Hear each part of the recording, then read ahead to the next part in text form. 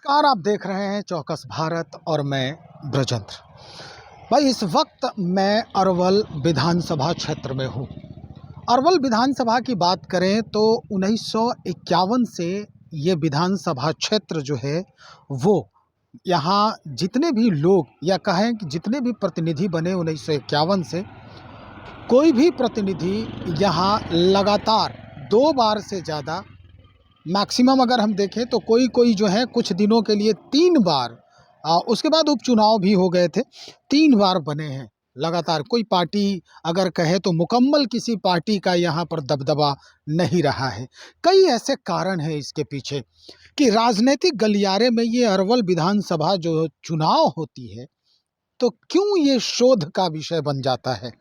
हर party, चाहे वो गठबंधन में हो या एनडीए में हो, हर पार्टी वाले हर 5 साल के बाद यहाँ पर हमेशा रिसर्च करते नज़र ही आते हैं। क्या वजह है?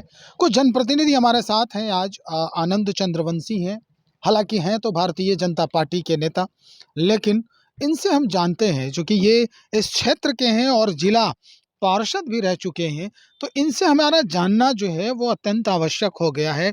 आनंद चंद्रवंशी जी, एक विडंबना ही कह सकते हैं कि अरवल जो विधानसभा क्षेत्र है आपका, वो हमेशा राजनीतिक गलियारे में शोध का केंद्र हो जाता है। हमेशा कुछ न कुछ रिसर्च जो होते रहता है। आज एक पार्टी तो कल दूसरी पार्टी, तीसरी पार्टी, इस तरह से जो है वो लोग अपना कैंडिडेट भरते रहते हैं, यहाँ देते रहते हैं। आम जनता कैसे इसको हैंडल करती है भाई? कैसे झेल रही है आम जनता? सबसे पहले नमस्ते आपको, आपका चैनल को भी बधाई।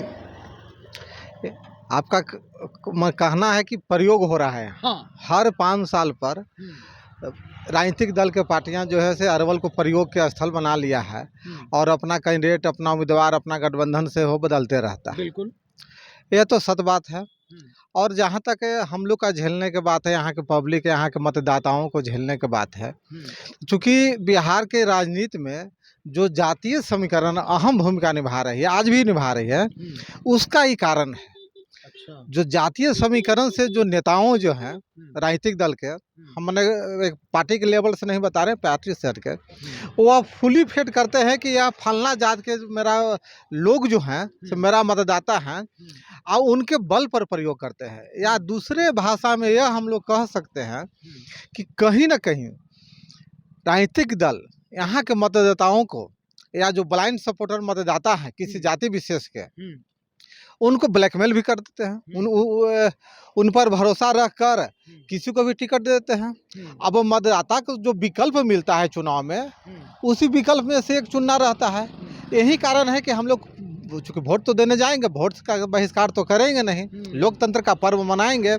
लोकतंत्र के पर्व मनाने के कारण मतदाता अपना वोट देने जाते हैं, और चूँकि जातीय समीकरण हावी होता है उसके प्रभाव में आ जाते हैं, और कहीं ना कहीं इसका हम लोग को प्रयोग राजनीतिक दल के लोग हम लोग का प्रयोग करता है।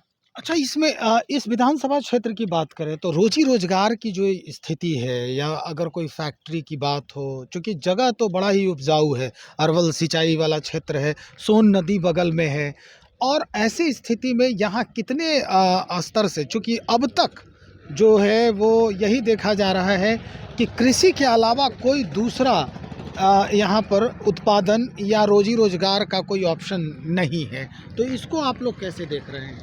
यह यथार्थ सच्चाई है कि यहाँ औद्योगिक रूप से कोई कंपनी या फैक्ट्री नहीं है। जो भी लोग लघु उद्योग के टाइप से कुछ लोग अपना बना के रोजी के व्यवस्था बनाते हैं। और जहाँ तक कृषि की बात है तो कृषि हम लोग के यहाँ एक मतलब रोजगार का मुख्य साधन है। लेकिन मेरे हिसाब से आज भी कृषि में इतना विकास होने के बाद भी और सुधार की ज़रूरत है।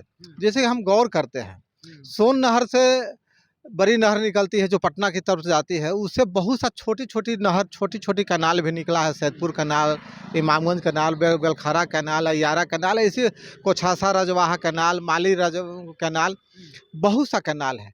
इस सब कैनाल में चाहे अंतिम छोर तक पानी नहीं पहुंच रहा है या पानी बीच में ही पहुंच रहा है, तो इधर से उधर बह जा रहा है, यानी कि माने 16 आना उस कैनाल का हम लोग उपयोग नहीं कर पा रहे हैं। तो मेरा मत है कि हम लोग जैसे प्रतिनिधि इसको सेवा करने का मौका मिले तो सबसे पहले सोन नहर से जो कैनाल निकलती है और छोटी छोटी जो कैनाल है उस सभी कैनाल को पक्कीकरण करना आवश्यकता है और उस पर जगह जगह कलभट बनाना जरूरी है, सुलिस गेट बनाना जरूरी है, ताकि खेत को जब सिंचाई अच्छी तरह से हो जाएगी बड़े भैया तो किसान खुशहाल हो जाएगा और जब उपजाऊ जमीन यहाँ हो जाए, उपजाऊ जो जमीन में रही है उसको और लाभ किसान को मिल जाएगा तो बहुत लाभ मिलेगा। निश्चित रूप से सभी किनारों को पक्कीकरण करना आवश्यकता है और हम लोग करेंगे, आने वाला समय में मौका मिलेगा। चलिए हम आगे बढ़ते हैं सवालों के फहरिस्त में। भाई ये एक समय में कहा जाता था कि भाई यहाँ पर घटनाएं बहुत घटती थी। अगर हम नरसंहार की बात करें तो लक्ष्मणपुर बाथे, रामपुर चौरम, शंकर बिगहा और सेनारी। हालांकि सेनारी तो अब अलग हो चुका है अरवल से, कुर्था विधानसभा में है। अच्छा, कुर्था विधानसभा, जिला वही अरवल है। इस तरह से जो घटनाएं घटी और उसके बाद स्थिति अब क्या है, परिवर्तन में विकास को अगर हम बात करें लेकर के तो स्थिति अब क्या है वहाँ पर? जो लक्ष्मणपुर बाथे नरसंहार, नारायणपुर, रामपुर चौरम सब नरसंहारें हुई, सनारी हुई, ये बहुत दर्दनाक थी। लोग को आंखों में आंसू रुकता नहीं था और विकास का तो मत कहिए, एक डेग भी आगे नहीं बढ़ा पा रहा था यहाँ के लोग। लेकिन जब नीतीश कुमार जी बिहार के जब मुख्यमंत्री बने भारतीय जनता पार्टी की सरकार में और अपने स्वर्गीय सुशील कुमार मोदी जी उप मुख्यमंत्री बने और वित्त मंत्री बने तो यहाँ अरवल में सुधार हुई है। 2001 में यहाँ जहानाबाद से हटकर जिला भी बना और जिला बनने के बाद 10 साल तक 2010 तक नहीं यहाँ बिजली था, नहीं जिला के एसपी कार्यालय और जिलाधिकारी के कार्यालय के अलावे एक भी कार्यालय यहाँ नहीं था, चाहे स्वास्थ्य विभाग का हो, ग्रामीण कार्य विभाग का हो, पीएचईडी विभाग का हो, माने एक भी कार्यालय नहीं था। 2010 में जब यहाँ के पूर्व स्वर्गीय हो चुके हैं पूर्व विधायक भी चित्तरंजन कुमार जी बने तो उन्होंने लगातार सदन में उस समय हम लोग के साथ रहते थे, चित्तरंजन जी के आगे पीछे हम लोग साथ रहते थे तो उनको लगातार हम चिंतित होते देखते थे और विधानसभा में क्वेश्चन भी उठाते थे और अधिकारियों से डायरेक्ट जाके समय निकाल के मिलते थे। तो उसके बाद अरवल में बिजली आना शुरू हुआ, सड़क नहीं थी, सड़क बनना शुरू हुई, लगभग सभी कार्यालय आ गया, केवल न्यायालय नहीं आ पाया था और पोस्टमार्टम जो होता है डेड बॉडी होने के बाद वह यहाँ नहीं होता था। उस बार उसके बाद 2015 में चुनाव हार गए थे लेकिन आधा कार्यालय आ गया था। उसके बाद भी हम लोग प्रयास करते रहे, आज भी न्यायालय भी अरवल में आ गया है लेकिन 4-5 विभाग है न्यायालय का जो आज भी जहानाबाद में चलता है। अच्छा, अब आगे हम बातचीत बढ़ा रहे हैं, किस चीज़ की ज़रूरत है अरवल को? एकदम अगर देखा जाए कि इस चीज़ की ज़रूरत अरवल को अत्यंत आवश्यकता है इस बात की कि यहाँ पे ये होना चाहिए जो अभी तक नहीं हो पाया है। यहाँ अरवल में एक अच्छा उद्योग की ज़रूरत है, उद्योग चाहिए। हाँ, उद्योग चाहिए जो बेरोजगारी को कंट्रोल करे, पलायन को रोके। स्वास्थ्य विभाग में अरवल में ट्रामा सेंटर की आवश्यकता है, क्योंकि यहाँ पटना गया जो लाइन है लगातार दुर्घटनाएं होती है और मध्य में अरवल है तो यहाँ ट्रामा सेंटर की भी जरूरत है। यहाँ तो डिग्री कॉलेज है लेकिन बच्चियों के लिए डिग्री कॉलेज नहीं है, उसकी भी आवश्यकता है। यहाँ डिग्री कॉलेज है लेकिन बहुत से कॉलेज में अभी भी जैसे कि यहाँ है कलेर कॉलेज में है कॉमर्स का पढ़ाई नहीं होता है, आर्ट्स में ज्योग्राफी भूगोल का पढ़ाई नहीं होता है, ज्योग्राफी का पढ़ाई और होम साइंस का पढ़ाई नहीं होता है। यहाँ पीजी का पढ़ाई नहीं होता है अरवल जिला में, तो जो डिग्री कॉलेज है उसको अपग्रेड करके पीजी का पढ़ाई हो। पीजी यहाँ नहीं अरवल में होता है। ऐसे लारी में दो सब्जेक्ट का लारी कॉलेज में आया है इन साल से या पिछले साल से, लेकिन शिक्षा हो गया, स्वास्थ्य हो गया, आपने 2 चीज़ों की चर्चा की, उद्योग हो गया। हाँ, और न्यायालय जो है जो अभी शराब वाला विभाग है, उत्पाद विभाग है, वहाँ लोग को जाने पड़ता है।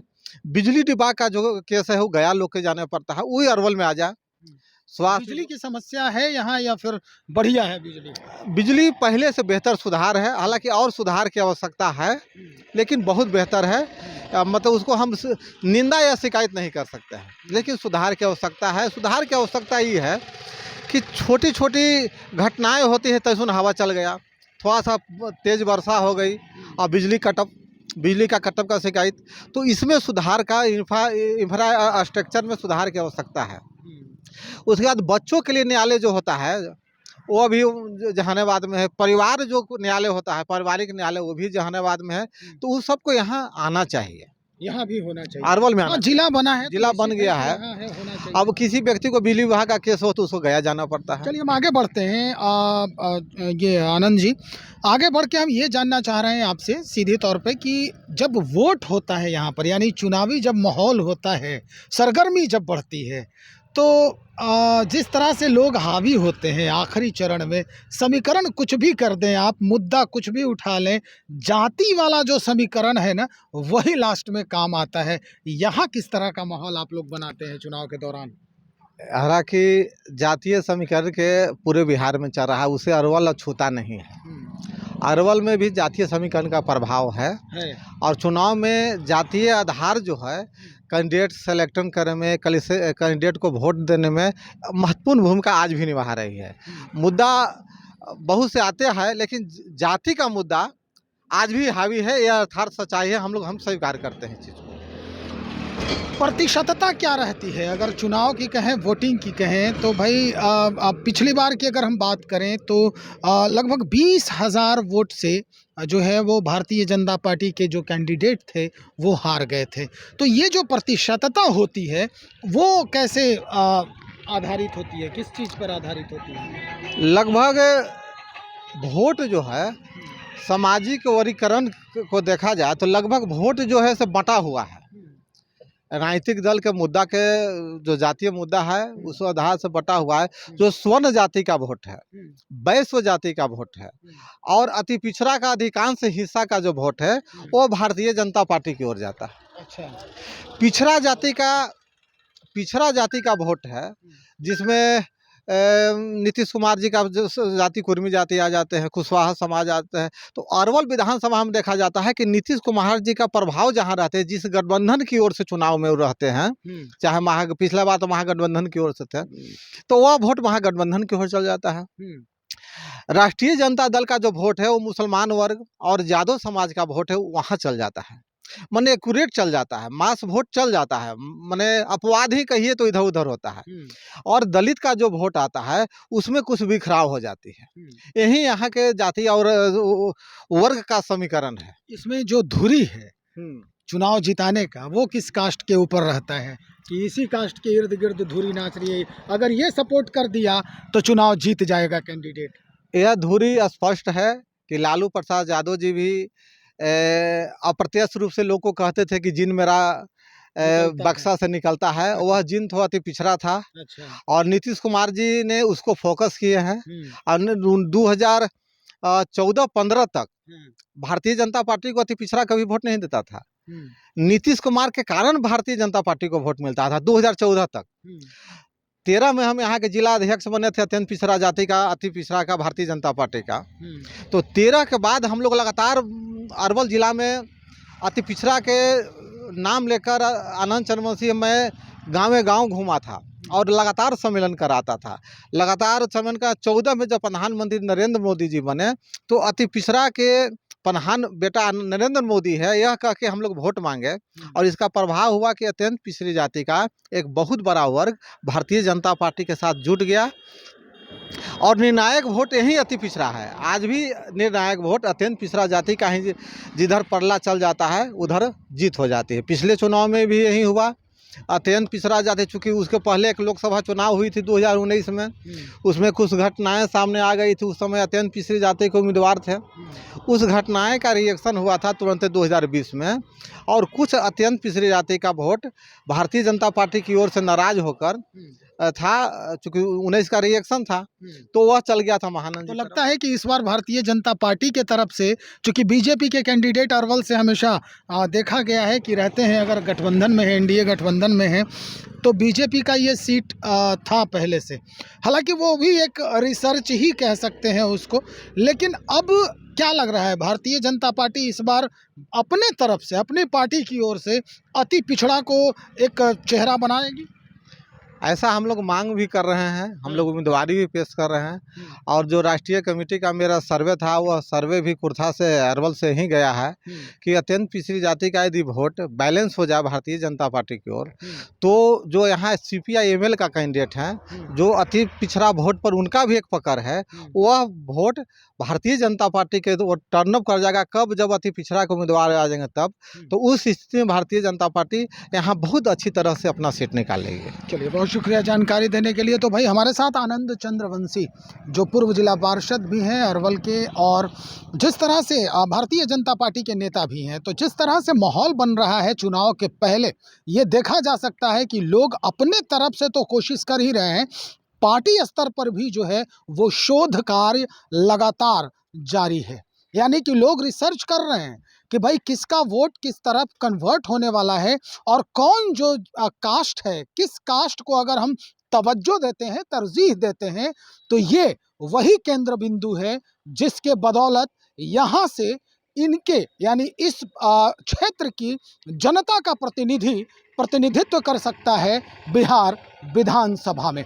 तो चलिए इंतज़ार करते हैं और जानने का और भी प्रयास होगा आम जनता से भी कि किस तरह का राजनीतिक उठापटक देखने को मिलेगा इस विधानसभा क्षेत्र में। बने रहिए और लोगों से बातचीत करते हैं और बहुत जल्द मुखातिब होते हैं आपसे। बहुत शुक्रिया।